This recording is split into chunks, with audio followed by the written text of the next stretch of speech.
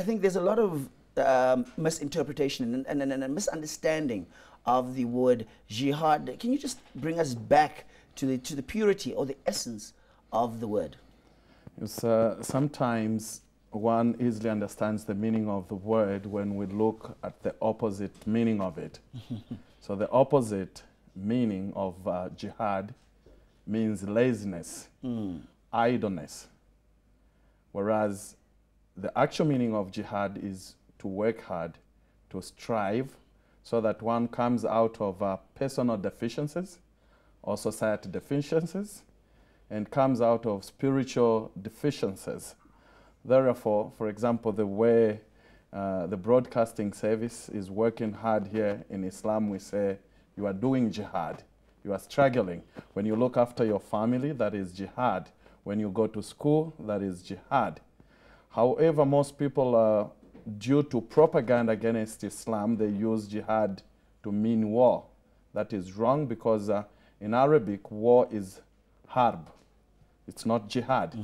And terrorism is not jihad, because Islam condemns terrorism, it condemns suicide bombing. Those are not part of the Islamic teachings.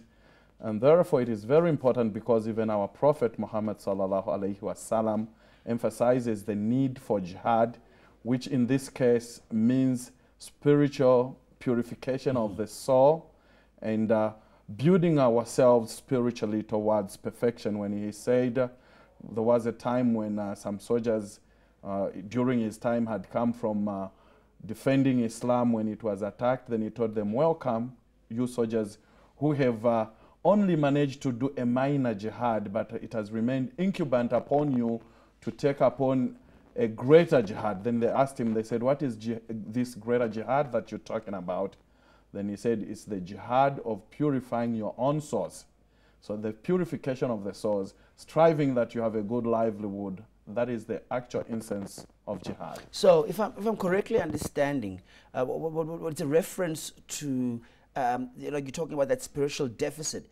It is a mechanism of overcoming any challenges that people might be facing here on the experience on earth. Yes, that's that. For example, in Namibia, when you held good elections and the government is doing its best to help the poor people, that is known as social jihad. We've got industrial and economical jihad, when people strive to become economically stable. Okay, so let's talk a little bit about then the connotations of how that has really gone. And maybe you can refer a little bit to why are people so misinformed then, if this is the understanding of the word jihad, and in essence it's about that process of overcoming. Why have we got a completely different understanding of the word jihad in a conventional sense? To begin with, Islam stands against most of the modern democracies, more specifically when you talk about capitalism. And if you look, the problem that the United States of America have with Islam is because Islam is against capitalism. And so how do they survive? If people were to come to understand what Islam is, for example, we don't believe in giving money to the people who are poor by giving them a loan and then you charge them an interest. We would rather give them a soft loan which they can pay without an interest, or maybe give them as a gift. But when you look at that, if people came to realize that potentiality of Islam, they would drift away from the American kind of democracy.